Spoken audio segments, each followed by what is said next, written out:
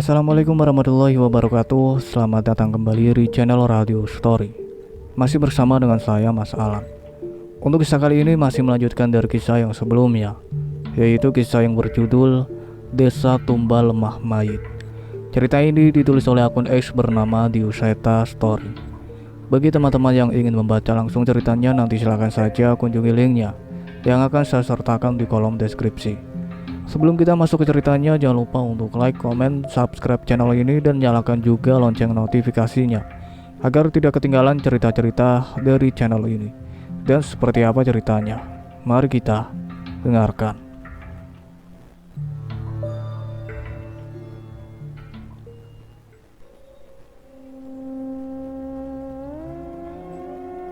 Aku dan Danan bingung dengan apa yang sebenarnya terjadi. Namun saat asap itu menghilang, sosok kakek itu sudah tak ada lagi di tempatnya. Cayo, itu apa? Danan tak mengerti dengan apa yang terjadi. "Mbuh Nan, sepertinya ada sosok yang lebih mengerikan di belakang kakek itu," jawabku. Saat itu aku dan Danan memastikan bahwa sudah tidak ada lagi sosok-sosok yang mengancam di pemakaman itu. Entah apa yang terpikirkan oleh Dipta. Saat itu tiba-tiba ia berjalan ke salah satu makam dan membersihkan batu nisannya. "Di sini Mas," ucap Dipta tiba-tiba. Aku mendekat ke arah nisan itu dan ada sebuah lambang bergambar di sana. Nisan ini terlihat sangat tua dan berbeda dengan batu nisan lainnya. "Apa maksudmu Mas?" tanyaku. "Di sini dikuburkan jasad pertama yang menjadi inang pusaka mayat itu," jawab Dipta. Aku dan Danan saling berpandangan menerka bagaimana Dipta bisa menebak keberadaan jasad itu. "Mas tahu dari mana?" tanyaku. "Tadi saat pocong-pocong itu menyerbu kita, aku merasa ada suara yang berbisik ke arahku. Aku mencari suara, dan ternyata suara itu berasal dari pocong yang berdiri di atas kuburan ini," jelas Dipta. "Suara?" Aku masih bingung. Dipta mengaku mendengarkan suara dengan bahasa yang tidak jelas. Namun entah mengapa ia mengerti bahwa suara itu menjelaskan tentang keberadaan jasad dari sosok itu sebagai korban pertama keris pusaka mayit. Sepertinya aku tidak punya pilihan lain selain mempercayai ucapan Dipta. Yang bisa kami lakukan hanya mencoba menggali kuburan itu, melihat apakah isi dari makam ini sesuai dengan apa yang ia katakan. Benar saja, setelah cukup lama menghabiskan waktu menggali gundukan itu dengan tangan kosong, kami menemukan sebuah jenazah yang hanya tersisa tulang belulang yang menghitam. Namun terlihat bekas luka di tulang yang seharusnya melindungi jantungnya itu. Tapi kami tidak menemukan tengkorak dari jasad ini. "Terus kita apakan jenazah ini?" tanyaku pada Dipta. Dipta menggeleng, wajahnya juga terlihat bingung. "Gak tahu Mas, hanya petunjuk tentang keberadaan jasad ini saja yang kudapatkan," balas Dipta. Dipta tidak berbohong. Sepertinya ia memang tidak mengetahui apa-apa tentang apa yang harus kami lakukan dengan jasad ini. "Setidaknya pasti ada petunjuk dari jasad ini." Tiba-tiba belum sempat Danan menyelesaikan ucapannya, keris sukma geni menyala dan api putih muncul menembus warangkanya. "Nan, keris sukma genimu?" Aku mempertanyakan fenomena itu. "Sudah terlambat, setannya sudah pergi baru nyala." Danan mengumpat keris pusaka peninggalan Pak Ali itu. Jelas ia merasa kesal saat kami membutuhkan kekuatan kedua pusaka itu. Ternyata pusaka itu enggan mematuhi Danan, dan sekarang tiba-tiba api putih keris sukma geni menyala. Mas Dipta mencoba menerka. "Apa mungkin menyalanya keris itu ada hubungannya dengan jasad ini?" tanya Mas Dipta. Benar juga, ucapan Dipta ada benarnya. Keris sukma geni itu punya kekuatan memulihkan luka gaib dan memurnikan kutukan. Mungkin saja ia merespon kutukan di jasad ini. Danan memandangi keris warisan Pak Alik itu dan memutuskan membukanya dari warangka. Darah Danan yang diteteskan di keris itu sebelumnya kini berubah menjadi tetesan api putih. Danan menoleh ke arahku seolah meminta persetujuan untuk meneteskan api putih itu pada jasad itu. Aku pun mengangguk dan menyetujuinya. Dalam hati aku berpikir mungkin ini alasan Pak Alek tidak selalu menggunakan kerisuk mageninya dalam setiap pertarungannya. Ia tahu kapan kerisuk mageni akan bermanfaat dan kapan kerisuk mageni tidak akan menyala. Benar saja. Tepat setelah api putih itu menetes di tulang belulang itu, kobaran api putih menyala dan menyebar ke seluruh bagian tulang belulang itu. Samar-samar kami melihat perubahan pada jasad itu. Warna tulang belulang yang hitam kelam kini memutih menyerupai tulang sewajarnya. Benar, api kerisuk mageni memurnikan jasad ini, ucapku. Apa ini artinya salah satu sumber kekuatan keris pusaka mayit itu sudah musnah? Tanya Dipta. Bisa saja, sautku. Belum, Danan berkata sambil berpikir. Aku dan Dipta pun serentak menoleh ke arahnya. Kepala jasad ini belum dimurnikan. Aku merasa kepala itulah yang menjadi pengikatnya, jelas Danan. Aku sepakat dengan Danan. Dan aku bisa menebak apa yang Danan maksud. Kita tahu bahwa kepala jasad ini pasti disimpan secara khusus oleh warga desa. Kita kembali, ajakku. Danan dan Dipta mengangguk setuju. Setidaknya saat ini kami sudah mendapat beberapa petunjuk. Yang pertama dengan memurnikan jasad yang pernah menjadi inang dari pusaka mayit. Hal ini mungkin bisa berdampak terhadap pusaka sialan itu. Yang kedua, jika hal itu benar, jalan yang harus kami tempuh semakin terang. Berarti tugas kami adalah mencari semua jasad yang pernah menjadi inang dari pusaka itu dan memurnikannya, seperti apa yang kami lakukan pada jasad ini. Sisa malam itu kami gunakan untuk beristirahat. Aku terbangun lebih dulu dan berinisiatif mencoba mencari petunjuk mengenai keberadaan kepala jasad yang kami temukan semalam. Tapi suasana desa di siang hari itu benar-benar berbeda. Sangat berbeda dari hari-hari sebelumnya. Para penduduk yang sebelumnya terlihat ramah dan selalu menyapa, kini menatapku dengan tatapan kesal. Setiap aku melintas, mereka selalu berhenti dan menatapku seolah aku adalah penjahat. Kami salah apa, Thomas? Tega-teganya kamu sama desa kami. Suara itu terdengar dari warga yang berpapasan denganku. Namun mereka tidak meminta jawaban. Mereka hanya mencibir dan meninggalkanku seolah sengaja tidak ingin bertikai. Kami gak pernah menyakiti siapapun loh. Tapi kenapa masnya malah bikin gara-gara? Aku pun mulai kesal dan berpaling pada orang yang mencibir itu. Siapa yang cari gara-gara? Kali lagi, belum sempat aku berkata, orang itu sudah pergi meninggalkanku. Mereka memang benar-benar hanya ingin mencemoohku. Keadaan ini benar-benar menyiksaku. Namun yang menjadi pertanyaanku, apakah mereka sudah tahu tentang yang semalam kami perbuat? Dari mana? Apakah kakek penjaga makam itu yang mengatakan kepada warga desa? Atau ada dampak dari apa yang kami lakukan dengan memurnikan jasad semalam? Saat itu aku memutuskan untuk tidak berlama-lama di desa. Aku merasa keadaan akan semakin tidak kondusif bila aku berada di sana.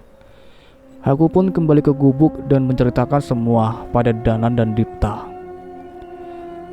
Jangan ketisah dulu, ucapku pada mereka yang sedang menyiapkan makanan. Kenapa? Mereka sudah tahu tentang semalam? Tanya Danan. Aku mengangguk dan menceritakan tentang apa yang terjadi selama aku di desa tadi. Tapi bukannya kita harus tetap mencari tahu tentang keberadaan kepala jasad semalam? Tanya Dipta. Aku mengerti akan hal itu. Namun tidak mungkin kami lakukan di siang hari dengan keadaan warga desa yang sudah mengetahui perbuatan kami. Kita ke desa lagi nanti malam, diam-diam. Kita selidiki dengan berhati-hati tempat-tempat yang mungkin digunakan untuk menyimpan benda keramat itu, ucapku. Benar, malam-malam lebih aman. Nanti Mas Dipta di gubuk saja ya, balas Danan. Dipta pun menoleh ke sekeliling hutan dan memerhatikan makam-makam di hadapan gubuk kami. Saya ikut mas-masnya aja, kayaknya lebih aman kalau sama kalian, balas Dipta. Walah, ya sudah kalau gitu, balasku. Lagi pula, mungkin saja Mas Dipta bisa memberi petunjuk seperti semalam, tambah Danan. Aku setuju mengenai itu. Tanpa petunjuk dari Mas Dipta, mungkin kami tidak akan mendapat petunjuk mengenai jasad itu. Tapi hal itu sekaligus membuatku sedikit khawatir. Apa yang terjadi pada Dipta, apakah sebuah karomah ataukah justru jebakan dari makhluk-makhluk gaib? Tapi sepertinya aku memilih untuk percaya padanya. Menyalanya keris sukma geni mungkin merupakan petunjuk untukku bahwa petunjuk dari Dipta memang jalan untuk kami. Menjelang maghrib, tiba-tiba aku dan Danan merasakan perasaan yang sama. Kami terduduk dari istirahat santai kami dengan wajah panik. Cahyo, tanya Danan. Ya Nan, ada yang gak beres, kekuatannya kerasa sampai sini, balasku. Dipta menatap kami dengan wajah bingung. Suara gendang kembali terdengar dari atas gubuk kami. Kakek pemain gendang misterius tengah duduk di sana masih dengan gendang kesayangannya. Kalian sudah ditunggu oleh warga desa,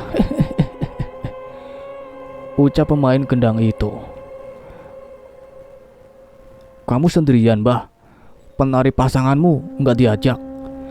Tanyaku mencoba membaca makhluk itu. Pak, pasangan? Bukan. Kami bukan pasangan. Kamu bukan siapa-siapa, jawabnya dengan wajah yang memerah. Lah, tapi kok muka Mbah merah, bertepuk sebelah tangan ya? Ledekku. Ngawur. Sudah gak usah dibahas. Harusnya kalian tuh takut, kabur, bukan malah ngeledekin saya, teriak kakek itu masih dengan salah tingkahnya. Saat itu aku dan Danan yang sebelumnya waspada dengan kakek itu pun tersenyum menahan tawa. Sepertinya tidak semua setan-setan di sini berhubungan dengan keris pusaka mayit itu. Sudah Mbah, gak apa-apa kalau suka, kalian cocok kok, balas Danan. Mendengar ucapan itu, tiba-tiba ia melompat dari atas gubuknya dan mendekat ke wajah Danan sedekat-dekatnya. Yang benar, tanyanya. Iya Mbah, jawab Danan yang kaget dengan tingkah kakek pemain gendang itu. Ya sudah, pergi sana, semoga kalian selamat. Kakek itu pun pergi meninggalkan kami sambil memainkan gendangnya. Wajahnya yang sebelumnya menyeramkan kini berubah seperti anak kecil yang salah tingkah. Bahkan beberapa kali ia berhenti dan tertawa sendiri seolah membayangkan dirinya bersanding dengan penarinya itu. Sang penari tanpa kepala. Sumpah, aku merinding membayangkan keberadaan pasangan yang seperti itu. Tapi bila itu merupakan hal baik, kenapa tidak? Kami memang sengaja menunggu ketika langit benar-benar sudah menjemput gelapnya. Ketika kakek itu memberitahu kami sudah ditunggu, itu berarti kami akan memasuki sebuah tempat yang mungkin merupakan perangkap yang membahayakan nyawa kami. Aku dan Danan berusaha menenangkan diri dan memohon perlindungan kepada Sang Pencipta atas apa yang akan kami hadapi malam ini. Hal utama yang kutakutkan bukanlah keberadaan sosok dengan kekuatan mengerikan itu, tapi ketika kami harus berhadapan dengan warga desa. Adu ilmu dan baku hantam dengan setan mungkin bukan masalah untukku. Namun ketika kami harus berhadapan dengan sesama manusia dan berpotensi melukainya, itu pilihan yang amat sulit. Rumah-rumah di desa terlihat sangat gelap. Cahaya obor dan lampu-lampu kecil berkumpul di satu tempat dan seolah membentuk sebuah jalan untuk menyambut kami. Sial, semua warga desa berkumpul di pinggir-pinggir jalan sambil memandangi kami dengan ketus. Mas, mereka kenapa mas? Bisik Dipta. Udah, diam aja, jangan direspon, pura-pura gak lihat aja, balas Danan. Dipta setuju dan mengangguk. Namun baru berjalan beberapa langkah, Dipta terhenti. Ada seorang perempuan yang menghadang kami di depan. Asri? Tiba-tiba wajah Dipta berubah. Terlihat ia sangat diliputi kebingungan. Dalam sekejap aku menduga bahwa Dipta sempat memiliki perasaan khusus dengan Asri. Asri salah apa Mas Dipta? Kenapa Mas Dipta begini? Ucap Asri. Tapi belum sempat Dipta menjawab pertanyaan Asri, Danan menahan Dipta untuk menjawab Asri. Kamu sudah melihat dengan mata kepalamu sendiri. Jangan sampai kamu ragu, Mas, ucap Danan. Aku yakin setelah ucapan Danan itu, pikiran Dipta kembali kepada kejadian di mana ia melihat ritual di pemakaman dan apa yang Asri lakukan di sana. Namun saat aku melihat Dipta menarik nafas dan mengembuskan nafasnya dengan lega, aku menduga ia sudah mulai tenang. Tuhan Mas gak akan mengizinkan kita bersama jika kamu masih hidup dengan cara ini, balas Dipta dengan wajah yang lebih lantang. Maksud Mas? Asri hina. Perempuan itu mulai memasang wajah sedihnya. Menerima kekurangan ataupun masa lalu Asri bukan hal yang sulit. Waktu bisa membantu Mas untuk menerimanya. Tapi Mas tidak bisa menerima ajaran sesat yang sudah mendarah daging pada dirimu dan sosok yang kalian puja, balas Dipta tegas. Bagus Dipta, itu baru cowok, ucapku sambil menepuk bahu Dipta. Asri pun menggunakan senjata terakhirnya sebagai seorang perempuan dan menangis di hadapan kami. Namun dengan hati yang teguh kami melangkah melewatinya begitu saja. Mas, biasanya aku yang ditolak Mas. Akhirnya sekarang aku bisa nolak cewek, bisik Dipta pada Danan. Plak, ngawur kamu, itu bukan prestasi, ucap Danan sambil memukul kepala Dipta. Aku tahu pernyataan Dipta itu bukan berarti ia ingin menyombong. Ia hanya ingin mengalihkan suasana yang sangat aneh ini. Kalian mencari ini kan? Seorang nenek melangkah di depan sebuah kuil batu tempat warga desa mengiringi kami. Iya, benar. Itu adalah apa yang kami cari, kepala tengkorak yang sudah menghitam. Nenek itu juga tidak asing. Ia adalah Mbah Yasmin yang rumahnya sempat menjadi tempat tinggal Dipta saat sampai di desa ini. Serahkan pada kami, Mbah. Kami tidak ingin perseteruan, ucapku. Anak-anak kurang ajar. Benda ini bukan milik kami. Mintalah sendiri pada yang punya, balas Mbah Yasmin sambil meletakkan tengkorak hitam itu di tingkat teratas kuil batu. Sudah kuduga hal ini akan terjadi.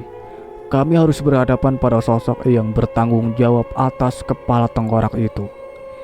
Tiba-tiba tanpa ada tanda-tanda apapun, seluruh warga desa berlutut dan mengatupkan tangannya di depan dahinya. Mereka semua berlutut mengarah ke kuil tersebut.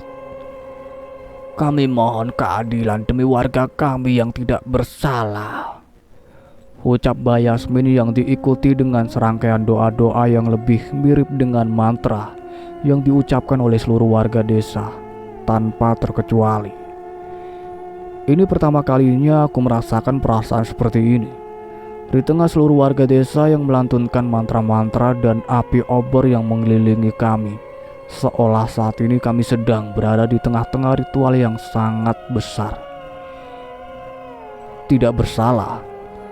Kalian benar-benar tidak merasa ada yang salah dengan kepercayaan dan ritual kalian, ucap Danan.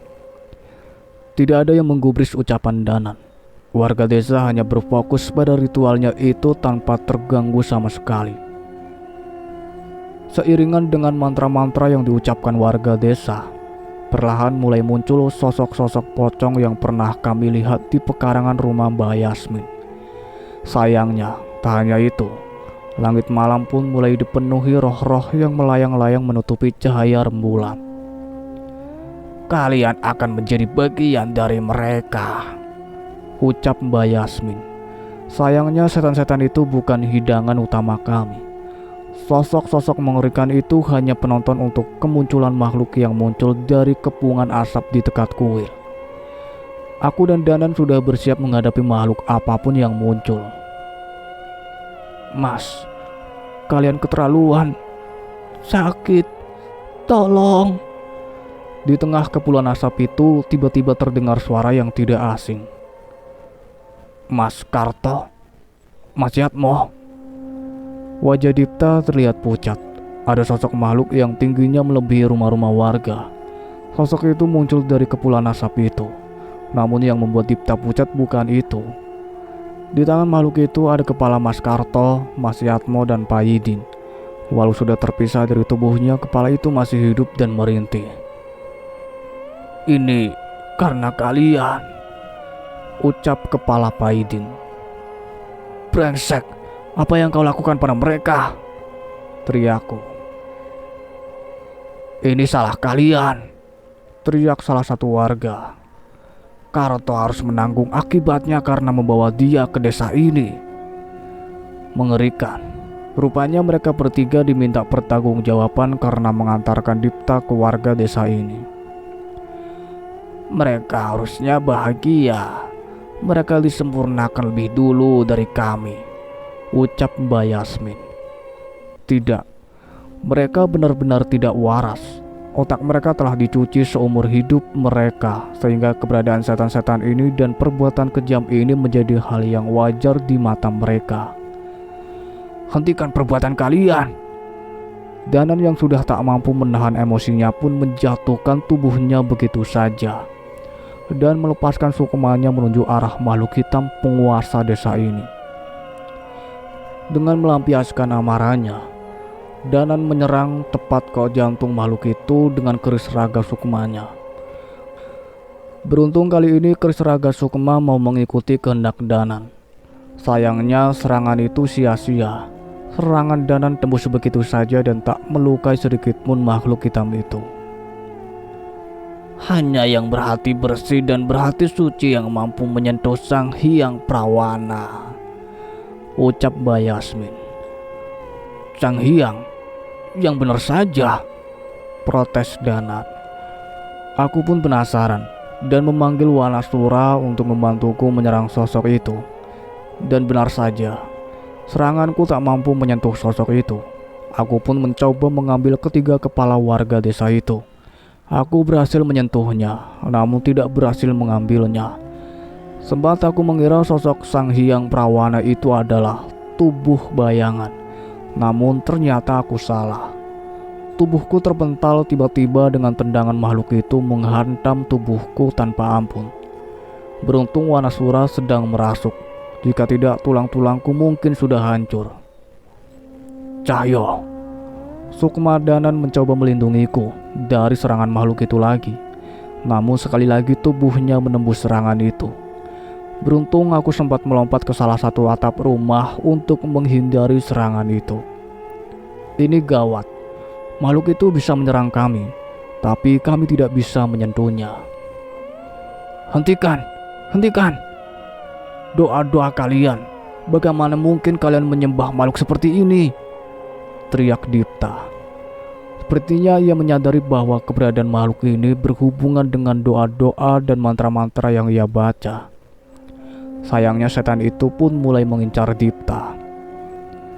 Setan brengsek, aku lawanmu. Aku mencoba memprovokasi setan itu untuk mendekat ke Dipta. Namun sepertinya aku tak berhasil. Setan itu tidak menganggap aku sebagai ancamannya. Bayangkan, sosok makhluk setinggi rumah mencoba menghantam tubuh Dipta yang hanya manusia biasa. Beruntung aku sempat menangkap tubuh Dipta dan membawanya menjauh. Pergi dari sini, ini di luar kemampuanmu, perintahku. Aku ngerti mas, tapi harusnya aku bisa berbuat sesuatu, balas Dipta. Terserah, pokoknya jangan nekat, balasku yang segera kembali meninggalkan Dipta dan mengalihkan sosok-sosok yang dianggap dewa oleh warga desa itu. Ketika Danan tahu ia tak mampu menyerang setan itu, ia pun kembali ke tubuhnya dan berbalik mengincar tengkorak hitam yang masih berada di tingkat teratas kuil itu. Wanasura! Aku memanggil Wanasura untuk mengerahkan semua yang ia punya. Bagaimanapun caranya aku harus memberi waktu pada Danan untuk melakukan rencananya. Raungan Wanasura menggaum ke seluruh desa. Aku menghantamkan tanah tempat Sang Hyang Prawana dan membentuk sebuah lubang yang besar. Sayangnya, walau begitu pijakan sosok itu tak goyah. Tolong! Akibat seranganku beberapa warga desa terhempas. Aku menoleh dan merasa bersalah atas perbuatanku. Kalian tidak apa-apa? Mereka tidak menjawabku dan semakin menatapku dengan wajah sinis. Setan seperti kalian harus mati. Kalian membawa bencana untuk desa ini, ucap Sang Hyang Prawana. Ia benar-benar membuat warga berpikir bahwa kami adalah sosok jahatnya. Hentikan mantra kalian. Kalian benar-benar berpikir makhluk yang membunuh Kartoyatmo dan Paidin itu dewa kalian. Dipta kembali bersikeras menghentikan warga desa. Jangan ikut campur kalian orang-orang yang tidak tahu diuntung. Dialah yang memberi kebahagiaan dan melindungi desa kami, teriak salah satu warga. Melindungi? Dari apa? Justru kalian dipaksa hidup berdampingan dengan setan. Bahagia apa? Perbuatan ritual pemuas nafsu itu hanya jebakan. Kalian akan membayarnya di akhirat nanti, teriak Dipta. Hentikan ocehanmu, Mas. Pandangan kita soal setelah kematian berbeda. Kami tidak mengharap pahala dan hanya menikmati dan mensyukuri apa yang diciptakan Sang Hyang Prawana untuk kami. Kali ini Asri yang mengadang Dipta.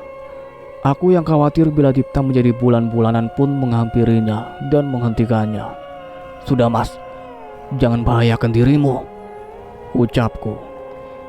Kita harus menghentikan mantra mereka, Mas. Mantra itu yang membuat setan itu hidup, ucap Dipta. Kau tahu dari mana? Nenek berambut putih di rumah Mbak Yasmin itu. Ia selalu muncul di malam-malam tertentu. Mungkin saja ucapannya benar. Aku menoleh ke arah rumah Mbak Yasmin dan melihat seorang nenek sedang duduk di teras rumah Mbak Yasmin sambil menyisir rambutnya yang begitu panjang. Sepertinya kami mulai mengerti apa yang harus kami lakukan. Tugasku adalah mengulur waktu sampai Danan berhasil memurnikan tengkorak hitam itu dan Dipta menghentikan ritual warga desa. Tapi sebelum aku menghadapi makhluk itu lagi, seseorang muncul dari kejauhan dan berlari mendekat ke arahku. Ada Kliwon yang bersamanya dan wajah mereka terlihat cemas. Chandramukti. Ia melompat mendekatinya. Cahaya menyambutku menaiki tubuhku dan memasang wajah mengancam ke sosok Sang Hyang Prawana itu. Waktumu tidak banyak, Cahyo. Sudut pandang Cahyo. Apakah desa ini bisa diselamatkan?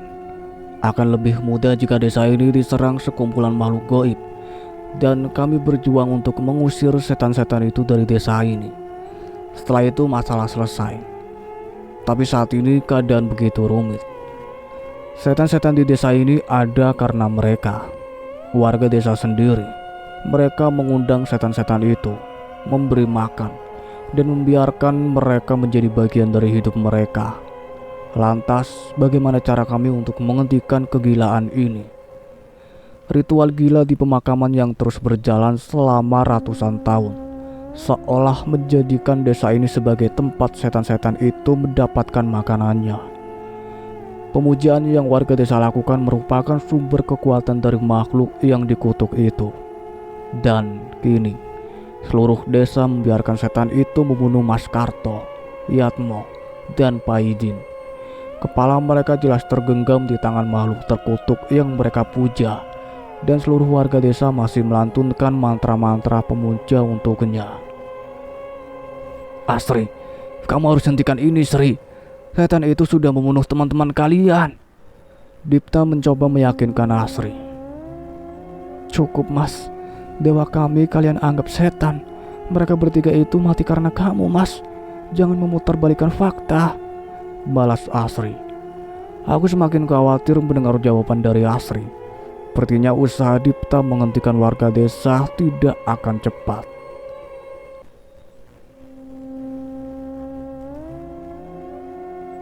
Cukup sekian ceritanya sampai di sini, nantikan kelanjutan ceritanya. Saya akhiri, wassalamualaikum warahmatullahi wabarakatuh.